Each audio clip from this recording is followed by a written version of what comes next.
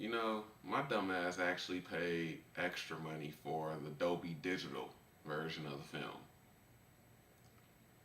Was it worth it?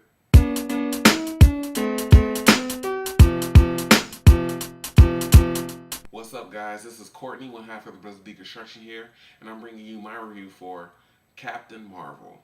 Now, I know this is different. I'm actually getting a review around the time that the movie actually comes out instead of 2 or 3 days after. And as usual, this is a spoiler warning. But I'm going to try to do my best to save that for the end. Captain Marvel, where to begin? I actually took notes down because there's been a lot of controversy around this film, and I really don't want to spend a whole lot of time talking about that. And I want to make sure that whether or not this video gets 5 views or 10,000 views, I want to make sure that what I'm trying to say is understood to the best of my ability. This review is going to be a tad bit different. I'm going to talk about the things I liked, the things I didn't like, and then I'm going to do a bit of cleanup of things that I kind of forgot to either write down in my notes or stuff that just came up to me later on after I had written them already. Things that I liked. Mendelsohn as Talos was absolutely great. All the reviews that said he stole every scene that he was in, they were not lying. Ben Mendelsohn is great in this film. Talos is funny, he's snarky, and he's even, and I don't know if this is due to the scroll makeup, which is really, really good, might I add, but he's also menacing in a way.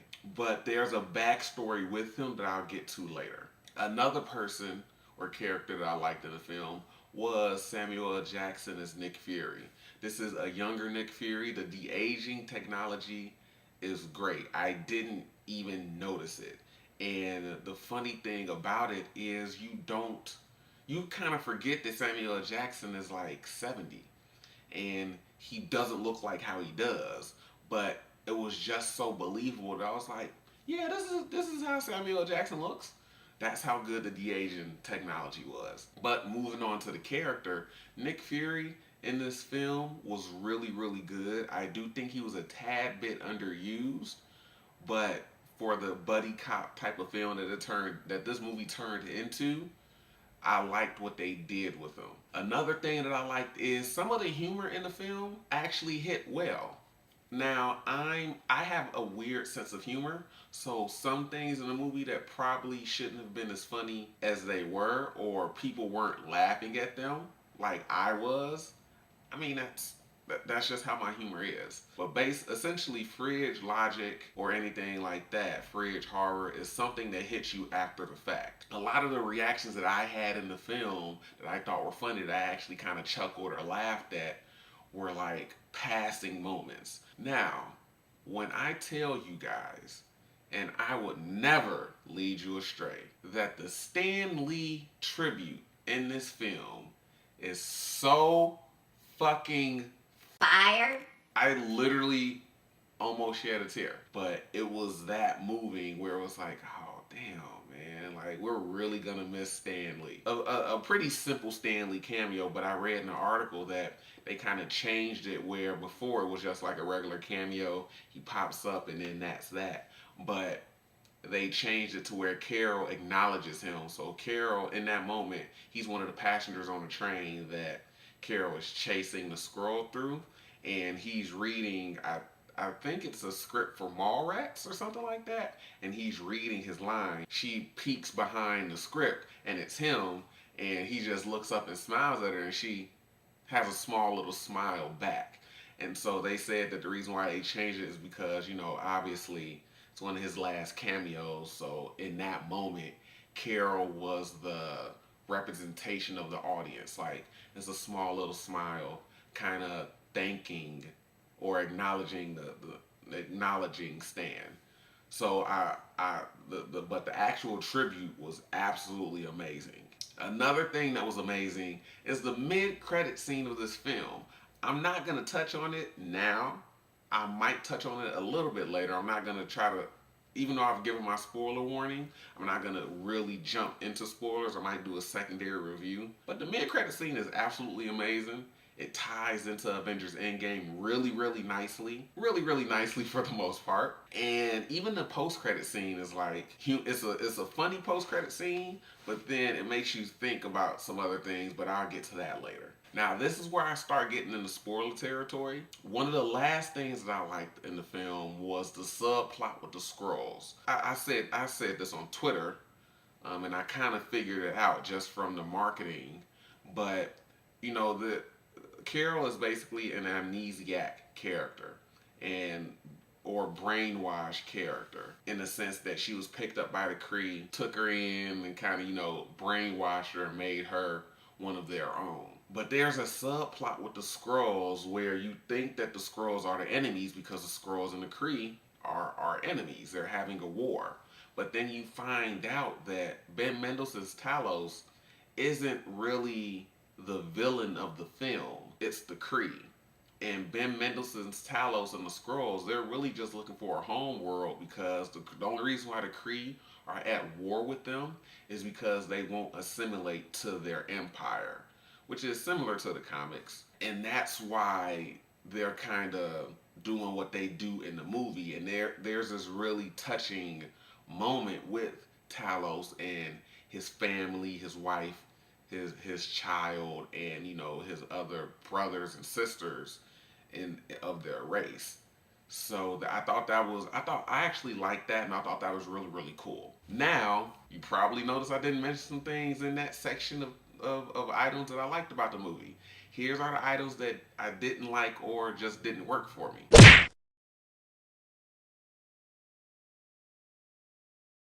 It's not as wooden as the trailers had led you to believe because honestly, I wasn't as excited for this film as I have been. This was literally the first Marvel movie, MCU film that I wasn't excited for, that I wasn't giddy about, I wasn't super pumped to see. And that was because the trailers didn't sell me. The trailers showed Brie Larson and her delivery. She looked bored, she sounded bored, she didn't sound interested in the acting, and that somewhat carries over in the film. Like I said, it wasn't as wooden as the trailers led you to believe, would lead you to believe, but there also isn't a whole lot of personality either. Now, I'm mainly talking about delivery because early on in the film, she's not the straight up like robot brainwash person that she comes off as in the trailers. Early on in the film, she's going back and forth with Jude Law's Jan Rog. She's going back and forth with him, trading little literally trading punches with him, but also trading verbal punches with him. There are moments where she has verbal jabs at Fury and Talos, and it shows some of her personality, and the delivery on those lines are what you would expect. But there are other times where she delivers a line, she sounds bored. So the acting was all over the place. And, personality doesn't just mean, oh, I'm going back and forth with a character. Because you can still have two characters go back and forth. And if one of the actors says all the lines really, really flat, then it's still gonna come off that way. But she just didn't really have any. Like I said, it sounded like some of the delivery she was bored with some of the dialogue. So I don't know if that was her personal choice for her character, or that was a directional choice. I get it. Carol is, has amnesia. She's been brainwashed. That doesn't mean you have to portray her as a robot. Give her personality and put more into the delivery. Now, I'm talking out of my ass right now because I'm not a trained actor. So, my word means nothing amongst these professionals at their craft. However, wanting to get into voice acting and somewhat acting in general, it's all about the delivery and whether or not it's believable to me at the end of the day. And some of her lines just weren't very believable in the moments of the movie. Another thing is, surprisingly, there was a lack of action in the film. There were a couple of cool sequences, I should say. There was one, I guess the standout sequence was after she gets captured, and we see that moment in the trailer where she's kind of being held upside down. She breaks out and she has these things around her hands that she can't really bust out of. She keeps firing her photon blast, but they just heat up the metal gauntlets, we'll call them. And she beats the living hell out of the scrolls on that ship with the things covering her hands. I think that was a cool sequence. I think the chase sequence was cool for the most part. Fury fighting Talos, that I thought was had some pretty cool choreography in it. But other than that, there wasn't really much in the action department of the film. And you'd think that this would be like a space epic, and it just didn't come off that way. There was a cool sequence early on as well when they're going to a particular planet. I forget the name of it, Tofar or something like that. And they're looking for one of their spies. And it's kind of, this is when Carol actually gets captured. That was a cool moment in and of itself where they're like pinpointing his location. They come across locals on the planet and they're unsure if they're scrolls or not. So that's interesting as well. Or that was a cool sequence as well. But other than that, like, I didn't like that there wasn't really any action in the movie. And I kind of understand because it's an origin story and you're playing around with the amnesia trope, brainwashing trope. I get that. But I think the amnesia trope hindered the movie. And this type of origin that they went, how they wanted to portray the origin, hindered the movie. And I'll get to some of those things later in this section. Another thing that didn't really work for me, the music choices were interesting. They played Waterfalls by TLC at one point, and when the beat started, I was like, oh, okay. Supreme intelligence comes to you as somebody from your past. The supreme intelligence comes to Carol as Dr. Lawson. Dr. Lawson is the rumors about Annette Bening playing the Supreme Intelligence were correct. In that's how the Supreme Intelligence portrayed itself to Carol. Dr. Lawson, or Annette Bening, was playing Captain Marvel. So we all, comic book nerds and people that are, that know somewhat about the comics, know that Marvel is who Carol got her powers from. Annette Bening is playing Marvel in this film, which that was kind of a surprise to me, but I mean, it makes sense. I get it. I see what they were trying to do. During that scene, it's the Supreme Intelligence as Dr. Lawson or Marvel, and there's a table, and on the table is a record player, and it's playing Nirvana. And there's like, oh, music, a nice touch. And then she starts dancing, and it's super, super weird, and it was really, really jarring. So I didn't like that. Other than that, the other like 90s, they didn't really lean into the 90s nostalgia, but they peppered some 90s songs in there here and there. So I mean, it's whatever, but some of the choices were interesting and it kind of threw me off while watching the movie. Underused characters, I mean. Ronan, Maria Rambeau, and Agent Coulson. Now, Agent Coulson wasn't in the film a whole lot. Literally, he was in the film for like maybe a total of 2 minutes, 5 minutes tops. He wasn't in the film a lot. And I kind of wish that they had used him a little bit more. Now, I understand this is the origin for Captain Marvel. I kind of wish that some of the other characters got a little bit more backstory or a little bit more time to like do stuff. But I can understand why Coulson wasn't given that opportunity. What's up, guys? It's Courtney. For some odd reason, there was something weird going on with my camera where it just stopped recording. So I'm going to be doing a voiceover for a little bit while continuing the point that I was trying to make before the video kicks back in.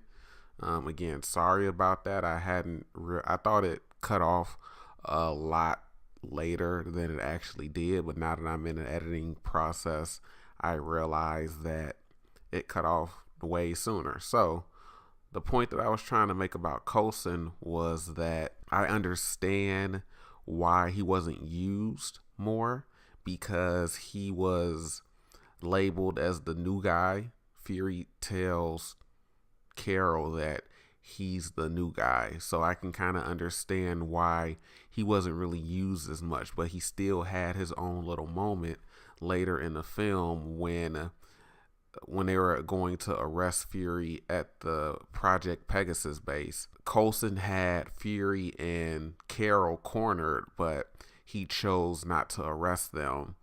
And when asked by an agent on an higher floor if he sees them, he says no. So that was kind of the foundation and the start of that trust and rapport that Fury and Coulson have throughout the franchise. The second person that I felt was underused is Maria Rambeau, and the other person is Ronan. As far as with Ronan, I didn't think Ronan was a bad villain in the first Guardians films, but I can kind of understand why people felt that way. But I was hoping Captain Marvel would fix whatever problems people saw with him, and I just don't feel like it did. I really feel like he was kind of a not even a glorified cameo, but he was more so a cameo just for the sake of it. I do understand that the Kree have accusers in their army, and that's what Ronan is. And he was literally doing his job. He was, dropping the missile like weapons onto the planets and kind of blasting a particular radius. But I just wanted him to get the opportunity to do more. But it's not a total loss in my opinion, because if Jan Rock's training of Carol is anything to go by, we see how the Kree are trained and how they're groomed and conditioned to think a certain way. So I can kind of see this as the beginnings of his zealotry towards his hatred of Xandar and the Xandarians. Now I would like to see how and when he breaks off, but I can see this being a starting point. Now, as far as Maria Rambeau is concerned, I felt like she was the most underused character out of these three that I've mentioned, because there was a moment in the film where Carol is doubting herself. Talos has just kind of revealed, what's going on with her. And she has a flashback of the crash that Marvel and her were in and how she got her powers. And she starts doubting herself, realizing that everything that she's been taught was everything that she was told were lies. And Maria gives her a pep talk. She's like, I don't even know who I am, this and that. And she tells her, you're Carol Danvers, you're my best friend, you're strong, you're this, you're that. And it didn't hit the way that it should have. It didn't resonate the way that it should have with me, at least, because they didn't really do a whole lot of groundwork when it came to building that relationship with Maria and Carol. We get that information through flashbacks when the Skrulls are toying around with Carol's head, trying to find the coordinates to Marvel's lab where Talos' wife and child and a small group of their people are being held. And we get the rest of it through pictures that Monica Rambeau shows Carol. So when it came to that moment, I understood what they were trying to do. It was that big hero doubts themselves moment, but they have somebody in their corner that picks them up and reassures them that yes, they are the badass that they've been up until this point. It just didn't resonate with me like it should have. And if they had spent more time showing us that relationship with Maria and Carol, then we would have, at least or I can't say we, then I would have bought in more to that scene and that moment. And even in general, just the relationship between Maria and Carol, because we're led to believe that they've known each other for years, but it doesn't really seem like it. Their chemistry isn't that good where it seems like they've known each other for years.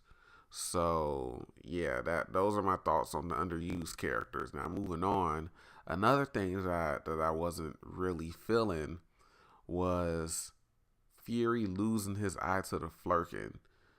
Now, this is where we're going to pick back up in the video, so, just stay tuned. This video is going to be really, really long. My camera just cut off while I was recording.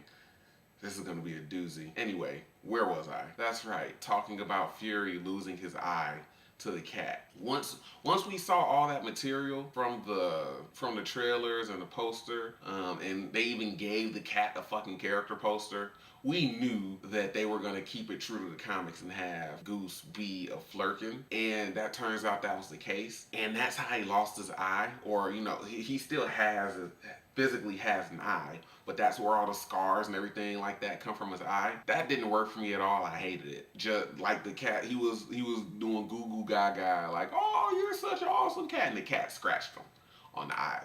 No, nah, like that doesn't. I'll get to some of the cleanup stuff later, but I'll go deeper into why I didn't like that. Another thing I didn't like, which again will tie into the cleanup that I'm gonna end up doing, is that Fury got the Avengers name from Carol's flight name. Like he was going over after this experience that he had with Carol.